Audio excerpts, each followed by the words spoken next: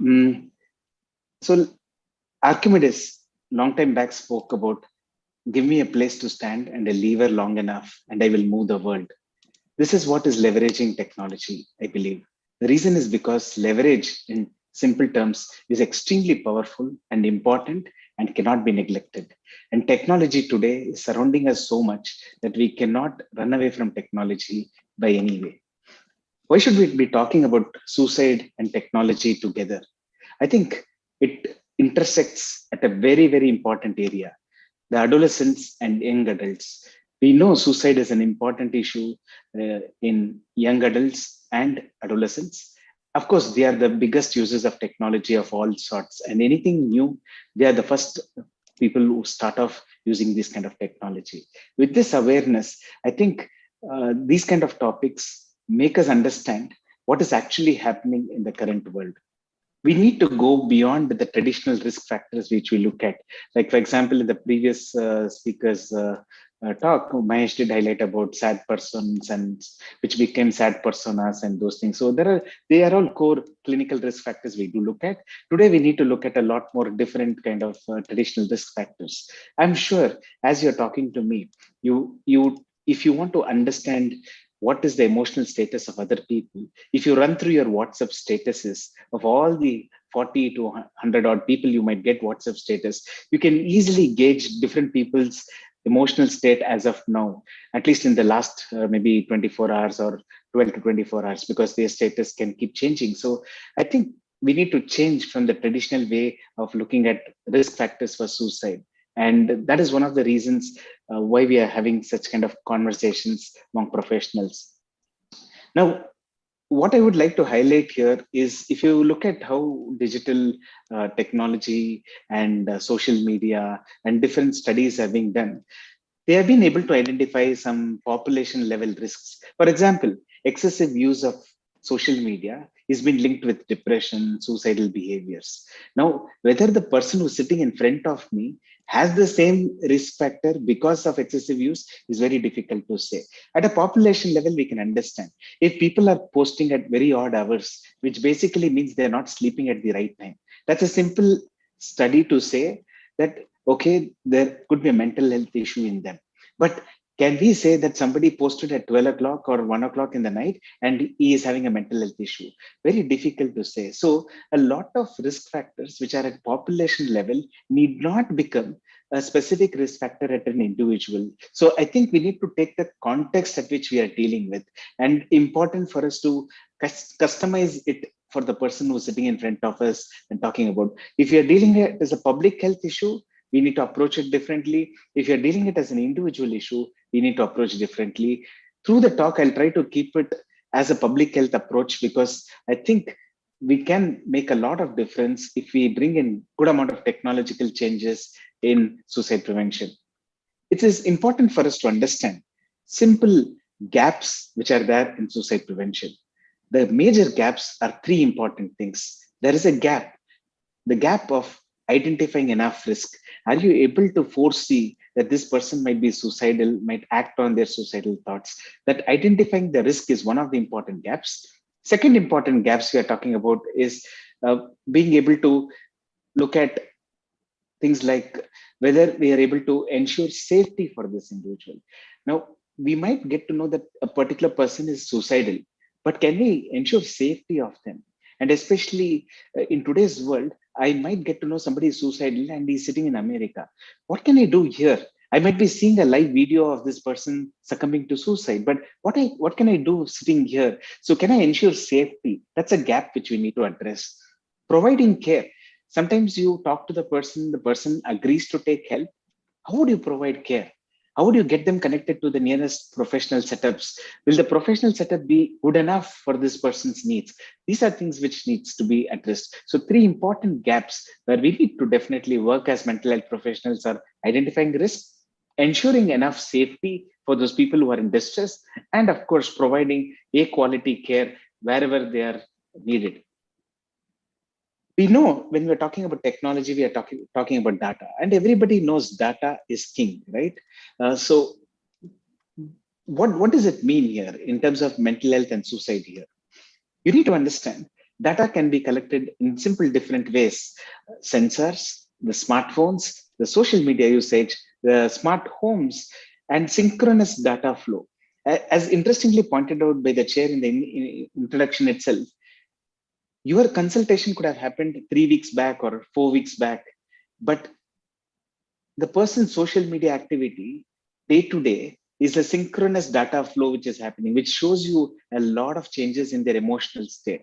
So your mental status examination is outdated because there is a lot of data which has flown in the last few weeks.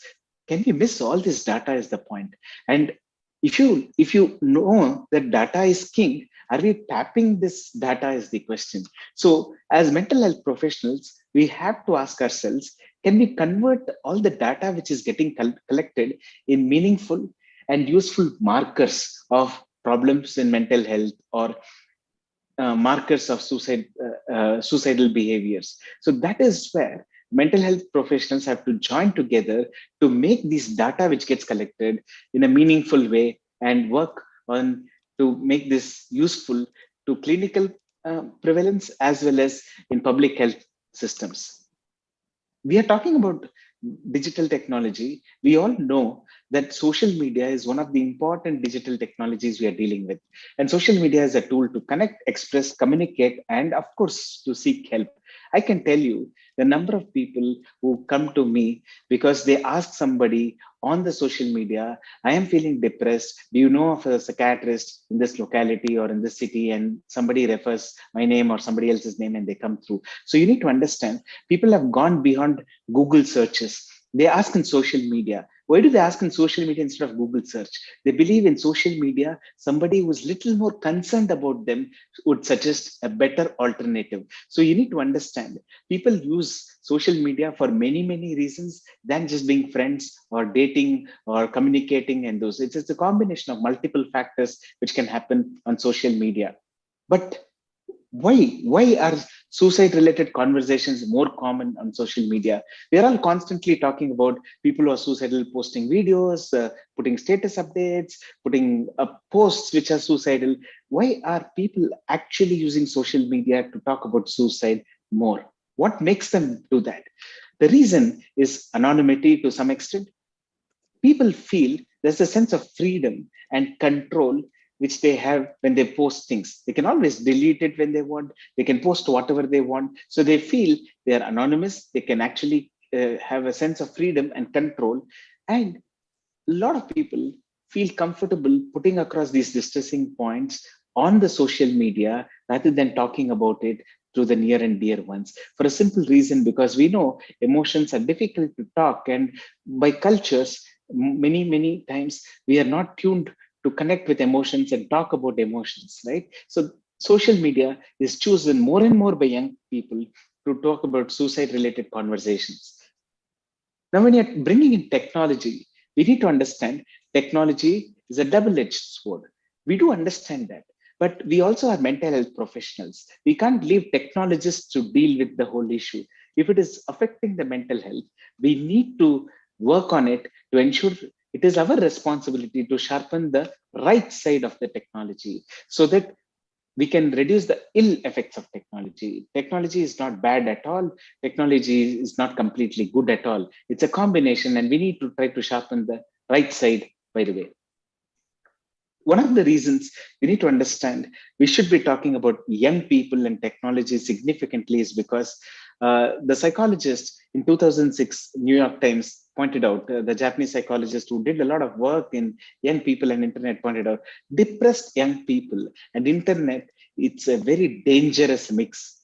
Now, forget about suicide prevention. We are all clinicians, right? Let's ask ourselves, who are the people who are quite resistant to the antidepressants we are treating, and who are the people who are not getting better despite all the psychotropics we are trying out? You'll see significant use of technology in majority of them. They're binge watching for many hours. They're kind of just wheeling out time watching odd videos constantly, hours together, playing games or doing things online. So what do you need to understand, that meaningless spending time on social media or technology platforms increases significantly in these distressed populations. So it's important for us to understand this dangerous myths which happens. Another interesting point we need to understand, especially if you're planning to devise any suicide prevention strategies, are people who are suicidal are in kind of in a pit, not just in the pit, they are quite deeper in the pit. So when they see from deep inside the pit, they find everything very dark. They find very difficult to accept things. Last thing they can do is trust someone. Of course, hope is something they don't have. That is the reason they're thinking of suicidal behaviors. And they are not able to channelize the energy in the right form. Now, a person who's expressing suicidal thoughts, whether it is social media or in the real world, you need to understand they're quite deeper in the pit. And the last things they can do is trust, hope, and channelize. And what is that as a professional or as a very concerned relative or a friend, we are asking them to do on us? We are asking them to trust us. We are asking them to show hope. We are asking them to channelize their energy in adaptive ways. Please understand, it's going to be next to impossible for them to look at these things when they're deeper in the pit. What are we supposed to do? As professionals, we need to reduce our cynicism, our negative attitude sometimes in suicide prevention. We know among our own professionals, sometimes we wonder whether we are able to help people who are very suicidal. We wonder sometimes whether this person is really going to better or not, especially when we are dealing with core personality disorders and chronically suicidal individuals. Sometimes it makes us question our own professional health. So you need to understand we can't give up our trust, we can't give up our hope. We have to channelize the right resources to help these people. So suicide prevention is a complex task where we are dealing with people deep in the pit, and we need to work towards that in highlighting and addressing these things. So we might say, okay, I put up YouTube videos, I put up nice talks, we do health awareness, people should take help. Now you need to understand, people might not take help for various reasons. There could be barriers like stigma. I mean, mental health stigma is a separate topic. So stigma itself is one of the important barriers. There could be structural barriers. There could be no mental health services available, or they might not be able to afford the services. Or we know today is a day where we have some suicide prevention helplines, which also in bracket put, please call us between 8 o'clock and 5 o'clock in the evening. After that, we are not available. Now, it is very difficult for somebody to be suicidal only during those hours. What happens to other people? And we also know many helplines might not be accessible at odd times, because that is the time when they are very suicidal too. So structural barriers can be there, psychological barriers, their own hopelessness, helplessness, psychological barriers can be there, and each individual can have their own beliefs and concerns, right? They might believe, how can psychiatrists help somebody who's suicidal? I think I have to make up my mind. How can they help?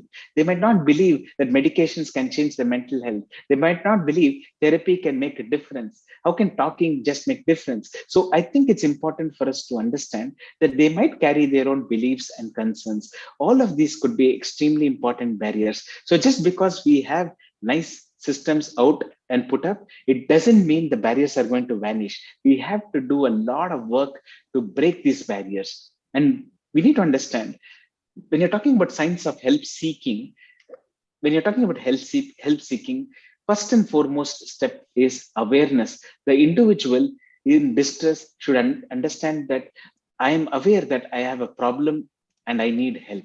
And second thing is they should be willing to express that I need help. And third important thing is availability. There should be available resources for them to seek help. And most importantly, they should be willing to seek help from the available resources. I might be suicidal, and the next building to my house could be a mental health professional who's best known in the country. But if I'm not willing to take help from him, nothing can be done. So you need to understand help seeking science has kind of distilled these four aspects. There should be awareness of the problem. The person should be willing to express to take help.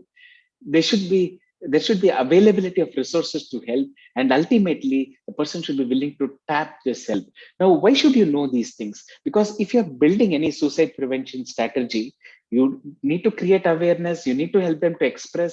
You also need to create availability, and also make it so willing enough that they come and take your help. Otherwise, we might fail in the whole suicide prevention work. What is well known today is you can't wait for people to come and take help. We might create a great website and say, I have created great resources for suicide prevention, people should take help. It will never happen. We need to proactively identify suicidal risk. We need to proactively reach out and overcome the reluctance which can be there. And most importantly, suicidal people would have heights of reluctance significantly. So you need to work with them constantly to break the reluctance and indulge in help seeking behavior. We need to help them indulge in help seeking behavior. They have to be having the willingness. We should be available. That's when the marriage of help seeking behavior can happen. So that's how technology has to be brought in. Why web or digital technologies? Web can be looked at as a gateway. It's a gateway for what? Gateway for health information. It is a gateway to connect and communicate, and it is a gateway for help seeking. Such a beautiful strategy. It can do many wonders. You can give good health information. You can help them to connect and communicate, and you can also give good amount of help seeking. The whole world, when pandemic hit, went digital. Lot of consultations happened only online. Forget about psychiatry. Even many other branches had only online consultations. People managed significantly well. Everybody cooperated. Professionals changed. Patients changed. Healthcare systems changed. A lot of us worked well. I think it's important for us to understand we need to embrace web in a much better way. A very interesting point I would like to highlight here is you should never dismiss these intermediary actors in the whole web and technology, in the whole social media world. You should never lose these intermediary actors. We are not the heroes. We are not the guardians of mental health professionals. The real guardians are these intermediary actors. Have you noticed in a group, there is one sensible person who talks sensible things and turns the group to a positivity? That person is the intermediary actor. Have you seen in a group, there is one person who brings very nice information every time they actually post something in the group. Even if it is a forward, their forwards are very meaningful for the whole group. That person is the intermediary actor. And if you imagine, if you can make every intermediary actor sensible enough and work on suicide prevention, the world would be a much better place. So these intermediary actors are the supermans or the superwomens of web, and we need to make more of these gatekeepers significant. Outcomes of mental health services are very simple. Feasibility should be there, appropriateness should be there, adoption should be adequate enough, accessibility should be there, fidelity and trust should be there, implementation should be pretty easy, penetration should be okay, sustainability should be okay. These are the core 8 outcomes which are required for any mental health service to be effective. Now, it looks very easy, but in digital world, I'll make it even more easier. Forget about all these complicated terms. If you want to make any mental health service very effective on a digital platform or a technology, first and foremost is the intervention even potential enough to give a try? Are people even giving a try to the tool you have developed? If they are giving a try, then comes rest of it, because the previous slide says all these things. They take a lot of time to say whether something is appropriate, fidelity, implementation. They all take a lot of time. The most important thing in digital world is quick fix. If people are not even willing to try, it's a failure. So you need to get people to try more of technology. That's when things can work. So from feasibility, now in digital world, we need to understand we are talking about trialability, and stepping stones of recruitment, retention, and youth participation is what? First of all, they should be willing to try. You create an app and nobody is willing to try, forget about it. It cannot be a good suicide prevention app. If we create a technology and nobody is trying to even try it out, it can never be a good suicide prevention tool. So I think getting them to try is the first step to even recruit people, retention people, and even provide effective resources and help these people. Now, some of us here sitting, where say digital technology and all is good, it is only for the young people. And how can messages and those things work? Testing has lot of limitations. Can chatting really help? Can I just put simple message? Can it help? Actually speaking, you need to understand. Today is World Emoji Day. It is celebrated as World Emoji Day. And you need to understand, if you see the way messages happen, a lot of elderly people send thank you, that this simple messages. But if you see young people, they'll have a lot of emojis out there, different kinds of emojis, and some of the emojis you would be seeing for the first time. So you need to understand emojis are used to express complex emotions today. So there are a lot of different ways of expressing emotions. So you need to understand, we as mental health professionals need to get tuned to newer ways of looking at messages and emotions and status updates and various other things. We can't be sitting and looking at the traditional risk factors of suicide and hoping to do suicide prevention work. It might no more work, is what you need to understand. But some of you might say, not all of them are on social media. How can technology help? How can technology help if people are not expressing on social media? We need to understand what happens to people who don't express. Here, there is another technology which can completely help you with a lot of data points and data sets. The role of wearables. Wearables can give you a lot of data points, right? It can talk to you about the physiological changes, the behavioral changes, the sleep patterns, a lot of things which can be kind of brought about and spoken to you significantly and helped upon. So that's the role of wearables you need to understand.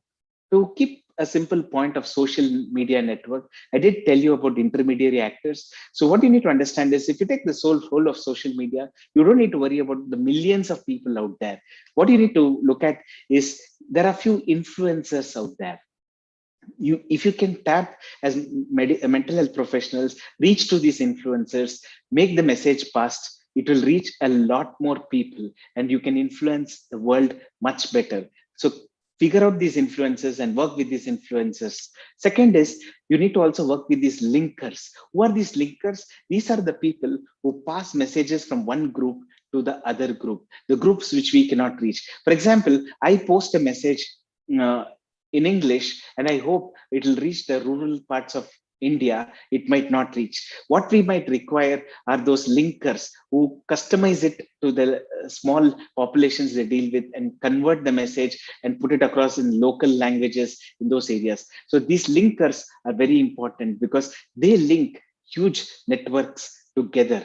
The influencers and the linkers are the core of any social media network. Work with them if you're going to do social media prevention work. And I think, suicide prevention work, I think you will do a lot of justice to this work. Repetition is the key. Sometimes we need to work constantly, repeatedly, again and again, because a lot of enthusiasm is lost over a period of time. So who could be the first person to know someone is suicidal in today's world? Who could be that first person to know who's suicidal today? Obviously, we know today Google search could be the first place where somebody would be suicidal, might be typing things like how to kill myself painlessly or how to die painlessly or something related to suicide on Google search. So Google might be, in fact, the first person to actually know whether somebody is suicidal or not. Now, we all know about this Ek Duje Ke Liye movie, which had its own unfortunate repercussions in terms of multiple lovers succumbing to suicide. And you need to understand, when you're talking about these kind of things have changed, right? This is one of the websites which was we call as a pro-suicide website. A pro-suicide website is a website which talks about killing themselves, saying, yes, it's your choice. You can go ahead and execute your choice. You are the master of your choice and go ahead and do it. Now, this, interestingly speaking, this website is no more publicly active, by the way. It was removed. But this was actually developed by some professionals who wanted to understand what is the link between holidays and mental health and depression, and specifically suicidal behaviors. What happened was, initially it was a research kind of a website, but slowly there were some people in that group who said, if that is their choice, who are we to stop their choices? Let them succumb to suicide, because that's the choice they have made and they think that's the best interest. What happened here was, Nobody was questioning whether there was rationality or irrationality in these thought processes and those things. And these kind of comments became pro-suicide, and a lot of people succumbed to suicide. And this is not new. Movie scenes can trigger suicide. Talks can trigger suicide. A lot of things can trigger suicide. So same way, pro suicide websites have been mushrooming here and there, and they are sometimes dangerous for the youth. Now, in Japan, there was this concept called as netto shinju. These are internet lovers. These are people who are strangers who would get onto the internet, pact among themselves, decide a time, and decide a way of succumbing to suicide and would die. And what happened over a period of time is a lot of articles were put up on the net about it. They thought it would create awareness in the right way. But actually, what they noticed was a lot of suicides were happening because people realized, oh, this is a way to die, and they started doing it. So sometimes you need to ask yourself, every article which comes to the media, whether it is social media, whether it is print media or any other media, is it possible a pro suicide or a anti-suicide kind of a thing, or a suicide prevention strategy? So you need to use the right words, right strategy, otherwise it can backfire. And as professionals, we have to ask ourselves, are we really ready? Are we really ready to deal with all the young people who seek help today? Because their demands are very different from previous generation of mental health seekers. Today, they are quite read, sometimes well read, sometimes ill read. But the thing is, sometimes they come asking us for apples, we give oranges to them. Sometimes they come and asking for oranges, we end up giving apples to them. So we need to ask ourselves, are we ready to deal with these challenges? Are we working on ourselves? A very simple strategy is to work on suicidal prevention in simple way. Reduce the Werther effect. We know what is Werther effect, right? Copycat suicides and those. And increase the Papageno effect, which is a positive effect, where you kind of reduce suicide prevention. We say positive coping. We talk about help seeking behaviors. We talk about how repeatedly they need to seek help to address these issues. Now, I will give you a simple tip to before we wind up, because of lack of time and crunch some of the things. Power of three dots, I would like to say. If you go to any social media, whether it is Facebook, whether it is YouTube, whether it is Twitter, whether it is Instagram, you will generally see these three dots next to a post, right? You can actually click that and report abuse or report the content of the post and make a difference. I'll give you a real example. Just today around 2 o'clock in the afternoon, I wanted to demonstrate whether it works or not. I didn't know whether it will work or not. I did it today live. At around 2 o'clock, in between my consult, I had a little bit of time. I went to YouTube. I tried to type live suicide camera and all. So there was one of these posts which came the first. I watched the post. There was this young guy who was jumping from the building, and people are trying to catch him, and whole hangama happening around. Now, I went to the three dots, raised that this is violent and repulsive and those things. I raised a concern about it. You won't believe, after about two consultations, I went back and saw YouTube had removed that video in the, and it said it is violating YouTube's community guidelines. I did this for one video. I've done this for many other videos. Whenever I keep getting these videos in WhatsApp or YouTube, my first job is to see whether it is offensive, whether it is pro suicide, anything pro suicide. I just take one more minute, report it. And every single time I've done, I've seen YouTube actually taking the step. Within 1.5 to 2 hours, I've seen it being removed till date. Why I'm giving you this example is because forget about doing big suicide prevention work. You can start here. Now, by the time I did this, I have to tell you the video has been there for 3 hours. 5,800 people have seen it. We don't know how many of them have been traumatized for life because of these videos. So please ask yourself, if you want to do PTSD prevention, if you want to do suicide prevention, you could do by just using the power of three dots. But the danger of power of three dots is WhatsApp, for that matter, which is one of the biggest social medias we use.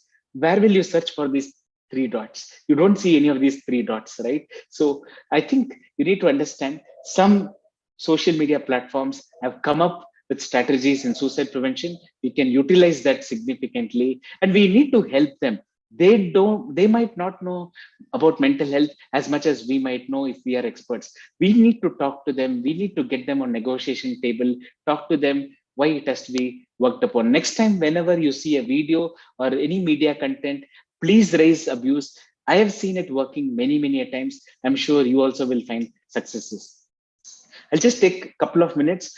You can go to this website where we developed India's first online suicide gatekeeper training. That was one of the initial technology interventions we started working. That is www.help.co.in.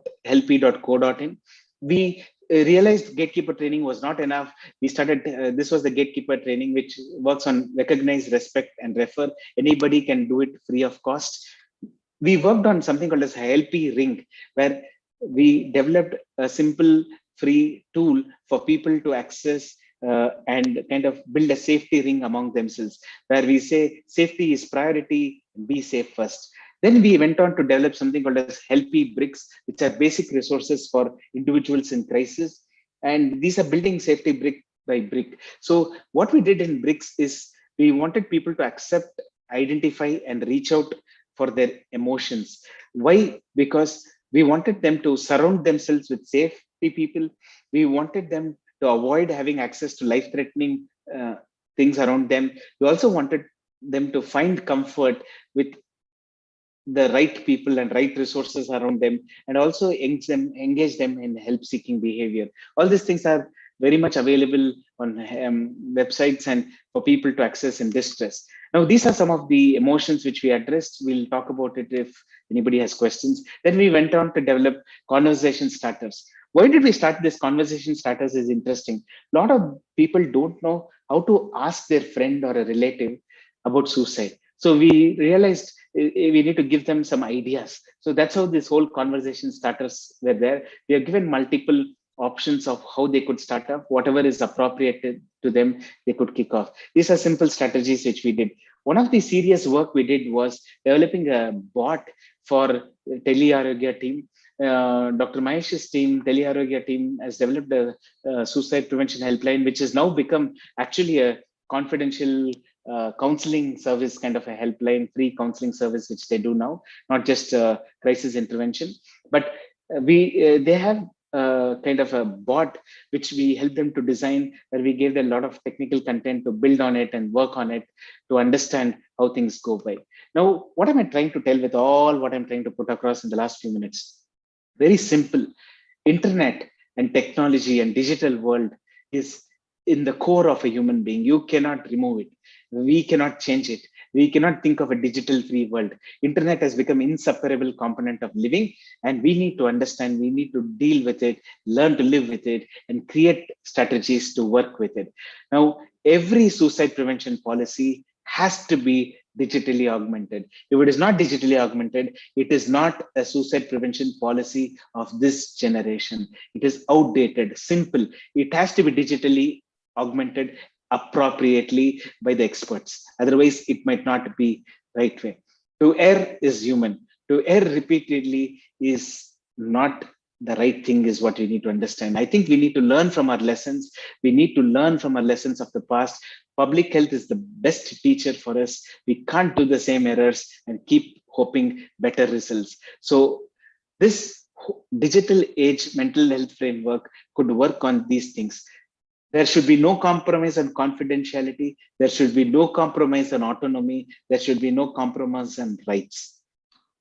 All of us have to work around that. The individual, the family, the community, the professional, the regulatory authorities, the policymakers, the government, everybody has to work on it. Working on what? We can create education, we promote, we prevent, we identify, we intervene, we rehabilitate, we integrate, and we regulate. We do all these things. This has to be the framework. And this is what I wanted to highlight with all the small examples I wanted to give you, how you can look at digital technologies and suicide prevention. If any specific questions are there, I'm willing to take it up along with the conversation with the other panelists and the chair. You can always reach out in person if you have any particular questions also at a later date. Thank you very much for this opportunity. Yeah, thank you, Dr. Mohan Sunil Kumar, for the wonderful talk and the